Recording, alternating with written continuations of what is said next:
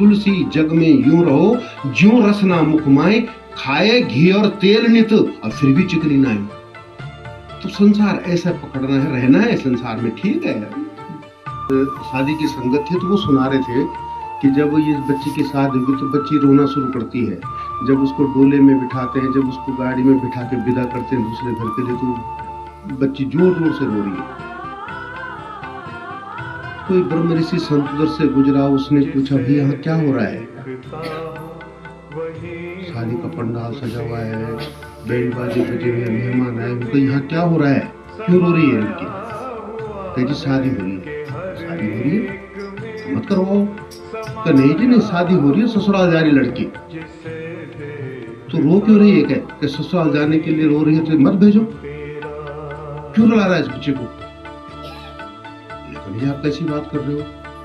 उसके पास के बच्चे, अगर तू ससुराल जाने के रो रही है मत जा। फिर अजीब बात है, फिर भी रो रही है। तो उन्होंने कहा कि ससुराल जाए बिना भी नहीं मान रही है और मायका को भी नहीं छोड़ना चाह रही है। वो इसलिए रही है कि मैं मायका छोड़ रही हूँ, और ससुराल जाए बिना भी नहीं मान रही है। हम संसार को भी पकड़ना चाहते हैं और परमात्मा तो भी चाहिए। एक तरफा होना पड़ेगा हमें, एक तरफा। ये तो संसार ही पकड़ ले, यही रो, तो तब तो कोई बात ही नहीं। ठीक है जी, हमने न तेरा नाम लेना न तेरी बात करनी, मैं तो संसार में ही हूँ। यदि मैं इसकी तरफ चला गया, यदि मैं इसकी बात करूं, तो मुझे इसी का होना है, मुझे इसके मुताबिक होना है। फिर वो जो लड़की ससुराल में जा रही है, उसे अपने सास के मुताबिक, अपने पति के मुताबिक, अपने उस घर के मुताबिक होना है। तब रोए धोए जो भी करना होगा। इस आत्मा रूपी पत्नी ने इस परमात्मा रूपी दूल्हे के साथ शादी करने, अगर इसके साथ जाना तो फिर इसी का होना है। और जो इसका हो जाता है साथ संगत, आप देख लीजिए, जो लड़की शादी कर करके जिस परिवार में जाते हैं, अपने पति के प्रति ही समर्पित हो जाती है, हमारे आत्मा का पति है परमात्मा, इसकी तरफ ही हो जाते हैं, फिर उसको सारे सुख मिलते हैं। आप देख लीजिए, उसकी मां का सिंदूर हो, चाहे उसका मंगलसूत्र हो, सारा कुछ।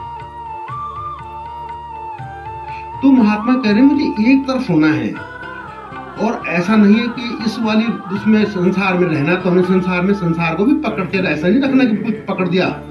निरंकार राज पिताजी के वो विचार आपने सुने, वो कस्सियां चलाने के लिए कह रहे कि सेवादल के सारे महात्मा ग्राउंड में सुंदर सेवा कर रहे हैं। मुझे लगा यार मैंने भी करनी थी सेवा। मैंने एक महात्मा से कहा, देना यार थोड़ा फावड़ा कस्सी देना, हमारे यहाँ फावड़ा बोलते, उधर कस्सी बोलते, देना तेरा। और क्या, मैंने भी खोदना शुरू कर दिया। जो वो हत्ता होता है बिंडा हमारा, उसको पकड़ा जोर से, कुछ देर तक जोर से काम कर जा। नया होता तो कैसे पकड़ता है, हाथ में छाले आ गई। तो जो सेवादल के महात्मा पीछे एक बुजुर्ग महात्मा ने कहा, बाबूजी हत्या को ना आराम से पकड़ो, जोर से मत पकड़ना। जोर से पकड़ोगे तो छाले भी लगेंगे, काम भी नहीं होगा, पूरा कुछ देर बाद लोहा लोहा हो जाएगा। उन्होंने वो बात कहाँ जोड़ी, उन्होंने कहा संसार भी ऐसे पकड़ना, जोर से पकड़ोगे छाले लग जाएंगे, न मैं काम कर पाऊंगा पूरा, न मैं वो पाऊंगा, जिस सेवा के लिए वो भी नहीं हो पाएगी। पकड़ना है संसार, लेकिन कितना। और निरंकार राज पिताजी ने कहा कि जब मैंने हल्का पकड़ा ना फावड़ा, सच में आपने भी पकड़ा होगा, आप भी चलाते होंगे, जो चलाते, जब मैं से हल्की पकड़ रखता हूँ तो काफी देर तक काम भी करवाता हूँ, मेरा काम भी हो जाता है और छाले भी नहीं पड़ते। तुलसी जग में यूं रहो, ज्यों रसना मुख माए। ये जीव देख रहे हैं आप सभी की जीव है। खाए घी और तेल नित्य और फिर भी चिकनी नहीं। इसने क्विंटलों घी तेल खा जाओगे, लेकिन अपनी जीभ पे आप हाथ लगाना, कहीं चिकनाहट है, कहीं चिपसापन है इसमें? रहना बताया कि तुलसी जग में यूं रहो, ज्यों रसना मुख माए, खाए घी और तेल नित और फिर भी चिकनी नहीं। कहाँ चिकनी? तो संसार ऐसा पकड़ना है, रहना है संसार में, ठीक है। ऐसा थोड़ी है कि निभेगी नहीं, सबकी निभती है। ऐसे विवाह वैसे विवाह। लेकिन जो इसका हो जाता है वो तो इसका सारा ठेका ले लेता है कि जो तू मेरा हो चले, सब जग तेरा हो। बड़ी ऐश करवाता है। जिस पत्नी ने अपने धनाढ़ पति का सहारा ले लिया, वो सारा संसार भी घूमती है, सारा संसार में उसका यश भी होता है, सब कुछ होता है, लेकिन वही अगर उस पति के कहना न माने तो शास्त्र कहने का भाव विचार करने योग्य बात है। और जो जो ये परमात्मा करता है, जो जो ये कहता मैं इसकी तरफ अगर होता हूँ तो मेरे भले के लिए ही करता है, वो आज नहीं तो 10 दिन बाद, 10 दिन बाद नहीं तो 10 महीने बाद, ये तो 10 साल बाद था। मैं कहता हूँ कहानी ध्यान आ रही है, बहुत बार सुनाई भी आपके चरणों में रखी होगी। कम समय में मैं रखने का प्रयास करेगा दास कि कोई महाराजा था, किसी ने नई तलवार भेंट करी उसको, राजा महाराजा को लोग तलवार, अब उसकी धार देख रहा था राजा, और जैसे उसकी धार चक्कर रहा, उंगली कट गई, उंगली कट के खून बहने लगा। तो बगल में जो महामंत्री था साथ में, वो आप जैसा कोई भगत था, कहता बहुत अच्छा हुआ, बहुत बढ़िया, जो हो रहा अच्छे के लिए हो रहा। राजा को गुस्सा, उन्होंने कहा मेरी यहाँ उंगली कट कर तू कह रहा बहुत अच्छा हुआ। उसने सबको कहा, जितने सैनिक इसको उठा के जेल में बंद करो, काल कोठरी में बंद करो, इसे निकालना नहीं से बाहर। उनका बहुत अच्छा हुआ, ये अच्छा, उनका हाँ जी बहुत ही सुंदर, जो हो रहा वो अच्छे के लिए हो रहा है। और ये चला गया। उस राजा को शिकार खेलने का शौक था, राजा तो राजा हुआ, एक बार शिकार खेलने गया तो किसी कबीले में फंस गया। उस कबीले को चाहिए था किसी व्यक्ति की भेंट अपने देवता को चढ़ाने के लिए, तो उन्होंने पूरे जंगल में ढूंढा, उन्हें मिल गया, महाराज एक को मिल गया। उस शिकारी गया, उनको क्या मतलब उस कबीला के लोगों को कि ये कोई राजा है या महाराजा है। उन्होंने कहा ना हमारा एक नर बलि चाहिए और नर हमें ले आए। अब उस नर को जो है बिल्कुल भेंट चढ़ाने के लिए कबीला का सरदार बैठा हुआ, चारों तरफ से हथियार निकाल लिए गए, देवी को प्रसन्न करने के लिए उस पे चावल अक्षत वगैरह सब डाल दिए गए। तो जो कबीले का सरदार था उसने कहा भाई इसका देख लो, तुम चढ़ा तो रहे हो पर अंग भंग नहीं होना चाहिए इसका, इसको चक तो करो जिसको तुम चढ़ा रहे हो, नर बलि चढ़ा रहे हो। अगर उन्हें देखा महाराज इसकी उंगली कटी हुई है, कहे छोड़ो इसे, फिर जाने दो। राजा ने धन्यवाद दिया, प्रभु तेरी बड़ी कृपा है। वो कह रहा था कि बहुत अच्छा हुआ, सच में अच्छा हुआ। आज तो मेरी प्रजा को पता लगना था, मैं तो रास्ता भटक गया था, ये कबीले के लोग थोड़ी जानते मैं राजा हूँ। मेरा ताज नारियल यहाँ चढ़ जाता, कट गई उंगली, बचा दिया। वापस आया, उसने कहा खोलो गए उसको, वो महामंत्री को लाओ, बुलाओ उसे। खोल बुलाया गया, उनका महाराज बहुत अच्छा हुआ। उन्होंने कहा क्या अच्छा हुआ? कहा महाराज मैं तो हमेशा अच्छा बोलता हूँ कि परमात्मा जो करता अच्छा करता है। तो कहानी सुनाई कि देख मैं जंगल में गया, अच्छा। उसने कहा बहुत अच्छा हुआ। तो अच्छा तू चल छोड़, मेरा तो अच्छा हुआ, तेरे लिए क्या अच्छा हुआ तो अपने बता। महामंत्री ने बड़े जो शब्दों में कहा वो काबिले गौर है। उसने कहा राजा मैं तेरा हमेशा साथ रहता हूँ। ऑब्वियसली बिल्कुल हमेशा मेरे साथ होता है। अच्छा जो तू शिकार खेलने जाता तो मैं भी तेरे साथ होता। उनका 100% होता। हम दोनों पकड़े जाते, उनका बिल्कुल पकड़े जाते। राजा तू तो छूट जाता पर मेरा नारियल फालतू में चढ़ जाता। तेरे तो उंगली कटी तो मेरे लिए अच्छा हुआ कि नहीं हुआ? मैं सोचता हूँ साथ संगत में साथ ऐसा नहीं हो रहा है, ये नहीं हो रहा, सब इसकी मर्जी। कितने साल के लिए आते हैं यहाँ, जिसमें मैंने रोज रहना है, जिस निरंकार में हमेशा रहा हूँ, यहाँ तो मैं 60-70 साल के लिए हूँ, 50 साल के लिए हूँगा, 80 साल के लिए हूँगा। लेकिन जिसमें मैंने रोज रहना, जिसने मेरे जन्म जन्मांतर का पता है, जिसे इसको सब पता है मेरे बारे में। पितामह भीष्म कितना ज्ञानी था।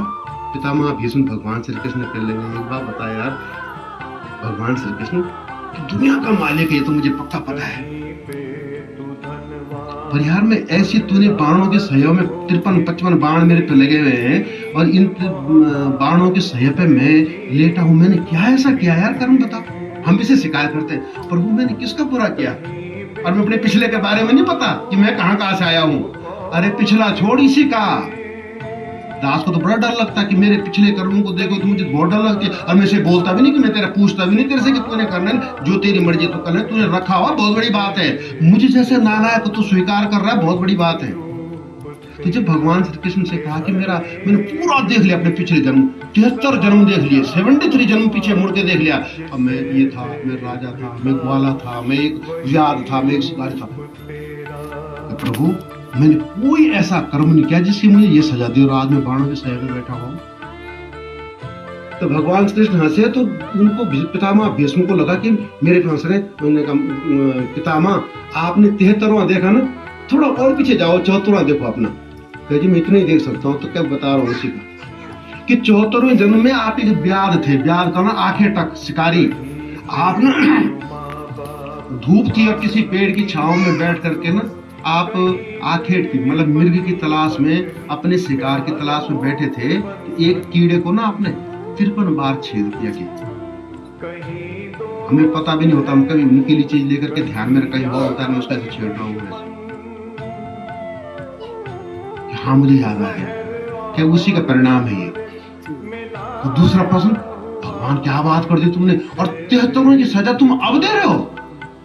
फिर हंसे भगवान, फिर परमात्मा से। उसने कहा पितामह, ये जो बाण आप पे लगे हुए हैं ना, ये बताओ ये आप किस जन्म में था आपको इच्छा मृत्यु का वरदान? ये किसी जन्म में नहीं था। क्या ये जो सजा आपको अब मिली है, मैं पहले दूसरे 5वें 7वें जन्म में आपको देता सह पाते? बड़ा दयालु है। आज तूने पहले इच्छा मृत्यु का वरदान दिया, पहले तूने मुझे धनाढ्य किया और तब मेरा धन उतारा। पहले इसने मुझे खूब दिया और फिर मेरा कर्ज उतारने के लिए पैसे भी इसी ने दिए। पहले सशक्त बनाया, देखो ना, पहले सशक्त बनाया।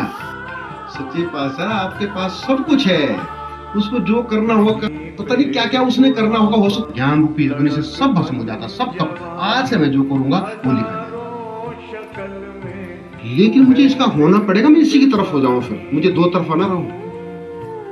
हम पूरे पड़ाव में गोपेश्वर से लेकर के शुरू किया था, जोशीमठ और तुम्हारा पाखी होते आदि बद्री से अपना नागनाथ पोखरी, और वहां से होते कई महात्माओं को दर्शन करते हुए एक एक महात्मा को के पास ये महात्मा ले गए। अनेक घरों पे महात्मा शासन वाले का ये सुअवसर प्राप्त हुआ सभी ओर से, और अंत में आप सबके भले की कामना सतगुरु माता जी के चरणों में करता है। सच्चे पातशाह गरीब निवास सतगुरु माता जी का सबकी अरदास प्रार्थना याचना आपके चरणों में है। दीनदयाल कबूल करना और स्वीकार करना, प्रेम से बोलना। धन निरंकार जी।